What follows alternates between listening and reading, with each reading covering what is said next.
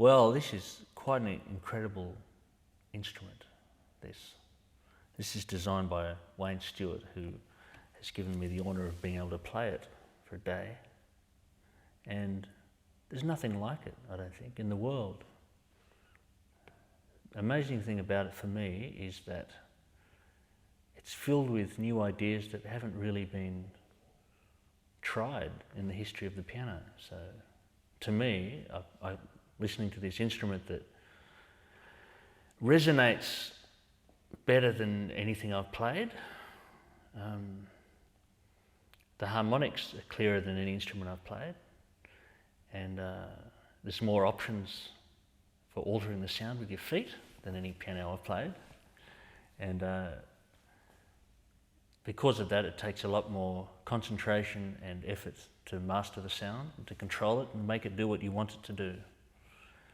But it can be enormously rewarding if you put your mind to it and persist, spend some time with it.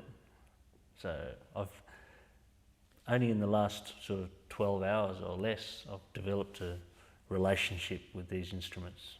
There's one here and there's one sitting over there, and I've fallen in love. The first thing that strikes you when you play a Stuart piano is this incredible clarity and dynamic range, which you just simply don't have with any other piano that I've played. The clarity in the sustain and the harmonics that ensue is something that you have to experience to really understand. At first, it's almost like I'd kind of described it as someone lifting the blanket off the piano as an instrument. Every other piano I've played some really lovely pianos. None of them have had this focus, this definition. And as a writer and a composer, it definitely takes you in allows you to write and work in a certain way. The piece that I wrote on this piano came about purely from playing very quiet and actually listening to what was happening after each note rather than the attack. So it was more about the harmonics and the sustain that kind of dictated where and what I do harmonically and melodically. The bottom end on it for me is like when you're playing some jazz piece.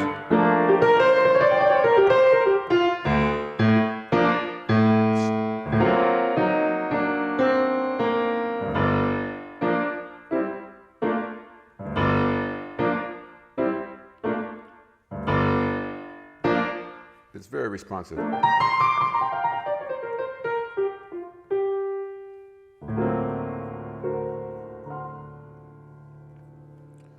So I guess the main thing is, how I judge an instrument is when I come in to play. I've never heard it before. You sit down, and the instant you sit down to play, you start to compose, period. You don't play it, it plays you. And that's the feeling I got when I played this. And I want to keep going for a while, if you don't mind.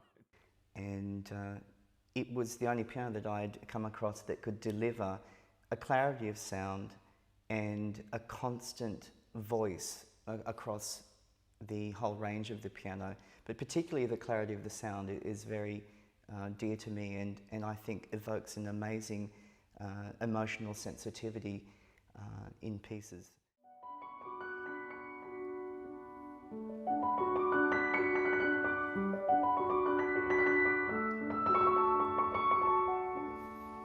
So I'm actually achieving that with the two soft pedals and the sustain pedal as well.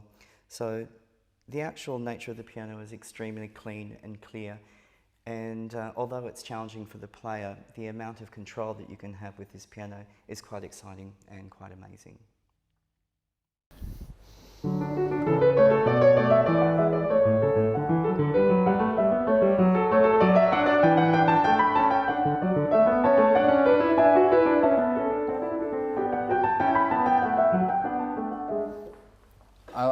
I enjoy the intimacy that I can create using both pedals. I mean, to create that close that close and intimate sound is very difficult on some pianos, and really by using these two pedals, I can it really the instrument sings.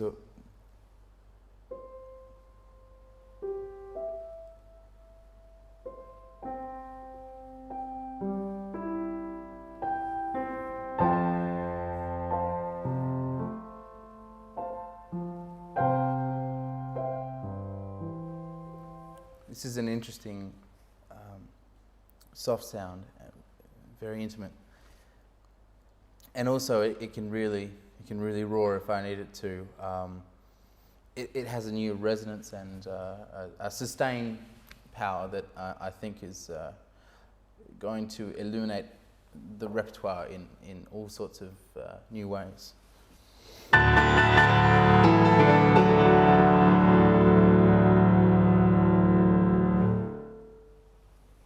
Interesting. I also think the instrument's very versatile in that it's great for chamber music.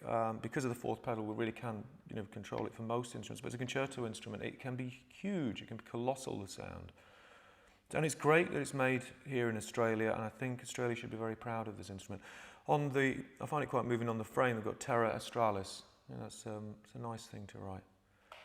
But although in some ways it is revolutionary, I mean, most of my professional life is spent playing Steinways, Bösendorfers. Well, I have toured extensively here on Stuart's. Wayne almost has built on the shoulders of giants because he's taken the best of what's gone before and just subtly redesigned things.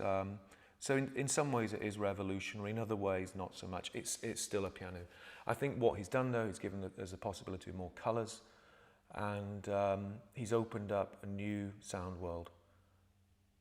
I think he's, rather than exploded the piano, expanded it in every possible sense. And that's got to be a good thing.